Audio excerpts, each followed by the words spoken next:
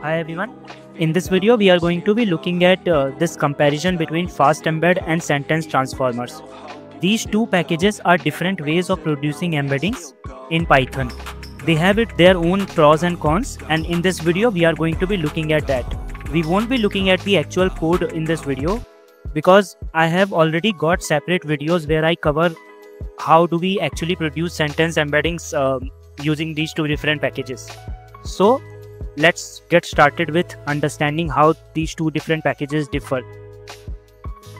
So before I actually get started with actually defining the pros and cons of different modules, I would like to talk about why embeddings matters in the first place. Now, embeddings capture semantic meaning of text. Now, embeddings is a technical term for vector, and vector is basically a collection of numbers which can represent a given entity, such as a document or an image or a video or audio. So the reason that we care about embeddings or vectors representation for any piece of information is that once we have two vectors for two different pieces of information, we can compute similarity metric using mathematical measures such as cosine similarity or distance similarity. And in this manner, what we can do is we can understand whether two different pieces of information are similar to each other or not. For example, we can have two different songs and we can produce embeddings for both of those songs, and then their embedding can tell us about their similarity in terms of their semantic structure.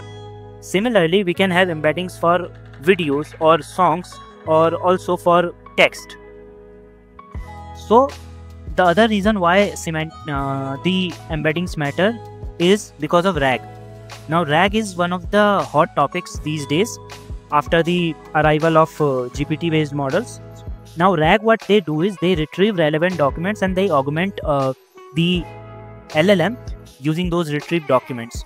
Now, the retrieval part is heavily dependent on good quality embeddings. So that's why embedding matter. Now, embeddings also matter when we have to cluster groups of similar data for analysis. Let's say we are having millions of users and we want to understand which of those users form cluster in terms of their preference and buying behavior. In that situations, we can go for embeddings. Similarly, we can also have recommendations. So if I have found a cluster of users who like a certain product, then I would like to understand which among those clusters are not having certain kind of product, but other members within that cluster are having that kind of product. In that case, I might recommend the product owned by some other people within the cluster, but not by other people, and we can recommend those exact products to those users. So now let's briefly discuss about sentence transformers, and if you want to know exactly how we can produce embeddings using this library, go check out my video on sentence transformers. There you will find the information. Now, it is built on a package called Hugging Face Transformers library. Now, Transformers library is a very generic library for doing a lot of things, whereas Sentence Transformer precisely works for embedding. Now, it has got a huge model zoo and diverse models, and it also supports fine-tuning and custom training. It has got rich utilities. Besides just the embedding, it has got other utilities which can make your life easier if you are into deep learning and all.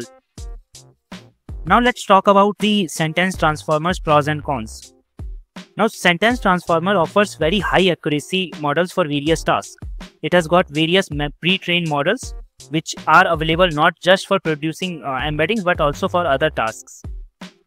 It has got customization and fine-tuning features, and it can basically we can potentially use this customization for our use case. Now, if we talk about the cons, then they are heavily dependent on PyTorch, and PyTorch is a heavy package which can increase its complexity when we have to just run the embedding models on low-end systems such as simple CPUs or simple machines. So in those situations, it has got slower inference speeds and it can impact real-time use cases. Now let's talk about FastEmbed production workhorse. Now, FastEmbed has been created by a team called Quadrant. Quadrant is a vector database, open source vector database engine who also created the fast embed package. Now it is a very lightweight and fast and uses low memory, and the reason for that is that it uses ONX runtime rather than PyTorch, which is very light on CPU and RAM usage. It includes pre-trained models such as BGE and E5, and it offers plug and play inference capability. So in short, it is faster than the sentence transformers. Now what are its pros and cons? It offers extremely fast performance. It has tiny not this one. It also one of its cons is that it does not support fine tuning, and it has limited model choices available. But on the other hand, it offers extremely fast performance. This is its pro, and also it has tiny footprint and a simple API. So these two are its pros, are points in favor of this package.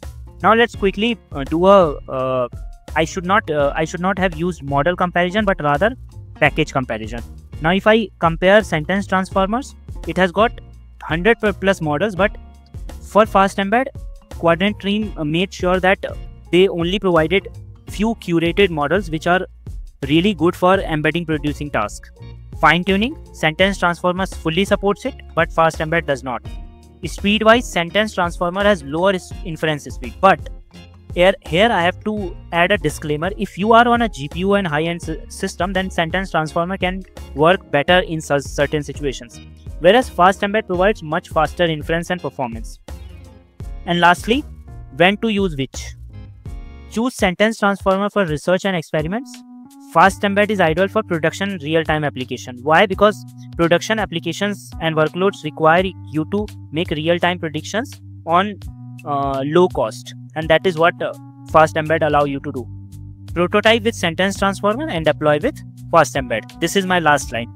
Thank you so much for watching this video. I hope you liked it. Let me know your feedback in the comments.